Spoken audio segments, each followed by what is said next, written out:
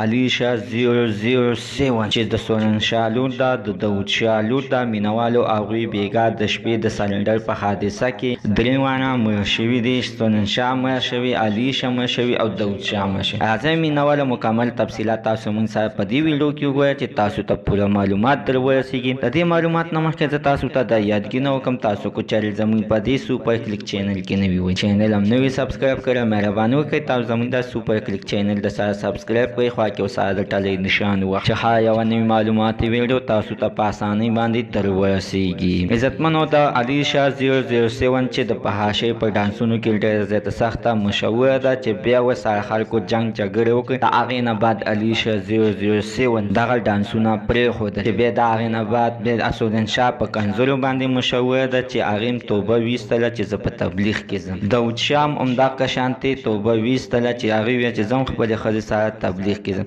چې عزتمنو بیګا د شپې ناوخته ټیم عزتمنو هغوی باندې د ګیس د سلنډر حادثه شوې ده او درې واړه قتل شوي دي. او مینهواله په سوشل میډیا باندې همدغه نیوز چلیږي او ډېره زیاته سخته ویره شوې ده. موږ سره اخره کې خپلو مینهوالو رابطه وساتله، ویې ویل چې د دې په اړه باندې مکمل تفصیلات راکړه چې دا رښتیا دي او که دروغ دي. چې مینهواله موږ ټول حقیقت هر څه چې معلوم کړه. د هغې نه بعد بیا موږ ویل چې هسې خپلو مینهوالو سره په ویډیو کې دا شریکه کړئ چې یعنې دغه خبره دا رښتیا ده او که دروغ ده. خو مینهواله چې موږ رابطې وساتلې د ټولو خلکو نه او هغه د کور مالک سره چې دوی د چا کور کې اوسېږي، هغوی ویل چې نه تر اوسه پورې داسې څه حادثه خو مخې ته نه ده راغلې، دا خبره دروغ ده. دغه شانتې عزتمن دغه تصویران ایډیټینګ شوي دي د فیسبوک په پیجونو باندې او په فیسبوک باندې ډېر سخت ویل شوي دي. خو دا خبره دروغ ده. عزتمن هغوی ژوندي دي، دا ورپسې خلک هسې یوه پروپیګنډه کوي او خلک یې تنګوي. مینهوالو زموږ د سره تر نن ورځې خبر د دې ځای پورې د نوي معلوماتو لپاره د سره زموږ دا سوپر کلیک چینل د سره سبسکرایب کړئ، خوا کې ورسره د ټلۍ نشان ووهه چې هر یوه نوي معلوماتي ویډیو تاسو ته په اسانۍ باندې در ورسي.